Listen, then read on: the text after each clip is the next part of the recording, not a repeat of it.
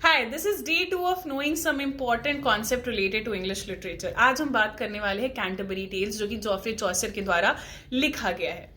Geoffrey चौसर सिर्फ अकेले ही नहीं थे, बल्कि उनके साथ जो है वो 29 पिलग्रिम्स भी थे, जो कि कहां से कहां तक जा रहे थे। टबार्ड से लेकर वो कैथीड्रल कैंटरबरी के जा रहे थे, जहां पे श्राइन टॉमस बेकेट का था। वो वहां थैंक करने जा रहे थे टॉमस बेकेट को कि भाई हम ब्लैक डेथ को सर्वाइव कर लिए और थैंकफुली अब ये निपट गया, अब हमें झेलना नहीं है। इसी में ही ऐसा बोला गया कि भाई होस्ट हमारे थे हैरी बेली। उन्होंने एक कंपटीशन जारी किया कि भाई जितने भी पिलग्रिम्स है ना, वो 2 कहानी जाते समय श्राइन को और 2 कहानी लौटते समय लिखेंगे। यानी टोटल सभी को कितना लिखना था, 4-4 यानी 120 जाएगा, 120। लेकिन कंप्लीट आपका 24 हुआ था, जिसमें से सबसे पहला होता है नाइट्स टेल और वही सबसे लॉन्गेस्ट आपका टेल होता है। सबसे शॉर्टेस्ट आपका होता है कुक्स टेल और सबसे लास्ट होता है आपका parson's tale. Parson's tale in fact आपका वर्स में नहीं, बल्कि वो लिखा गया था प्रोज स्टाइल में।